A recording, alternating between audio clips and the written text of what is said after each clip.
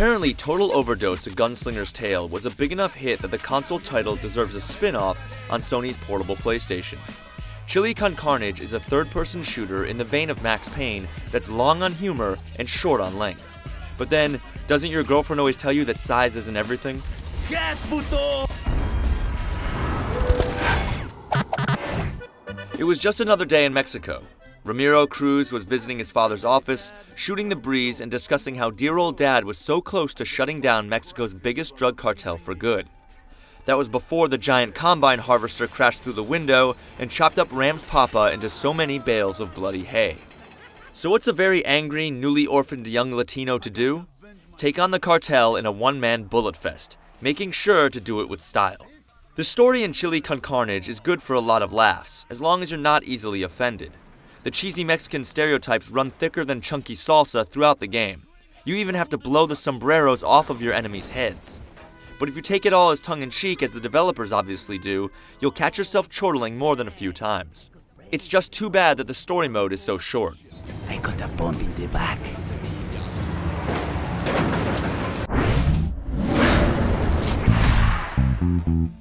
Another area where Chili Con Carnage falls somewhat short is in the options screen.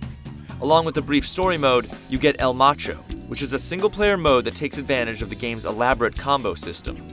Both game modes play pretty much identically, with the focus being on different areas of the gameplay. Hangman is a single-system multiplayer game, where you pass the PSP around and try to score more points than the last guy through a particular level. Whoever ends the round with the least amount of points loses, and gets a piece of the Hangman's gallows. Complete the Hangman, and you lose. Finally, there's the network multiplayer mode Fiesta. Here you're trying to disrupt your enemies and their combos using power-ups and good old-fashioned aggression. Unfortunately, it's only available to play over a wireless network and not over the net. While the play options are pretty sparse, it is nice that the game comes with a single-system multiplayer mode. That's not something you normally see in a portable shooter.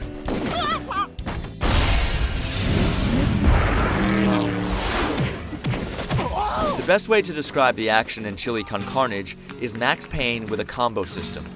As you roam around each level looking for enemies and anything that looks even remotely explosive, you've got incentive to kill things quickly, as it builds your combo meter. The higher your combo at the end of a level, the better bonus you get. Chili Con Carnage plays fairly well considering the system's controller limitations. The single analog stick movement, combined with a decent targeting system, means you won't spend a lot of time wrestling with the camera, something most action games on the PSP suffer from. Even something simple like climbing over small obstacles is handled well, as Ram will perform most basic actions simply by running into something. There are some issues though. While fighting with the camera isn't really a problem since it's locked hard behind Ram most times, it tends to swing about wildly during hectic firefights, and it has a bit of trouble in enclosed areas. The other issue is that most levels look pretty much the same from start to finish, so it's a bit easy to get lost. Plus, the action tends to come in spurts, so there's way too much downtime at different points in the campaign.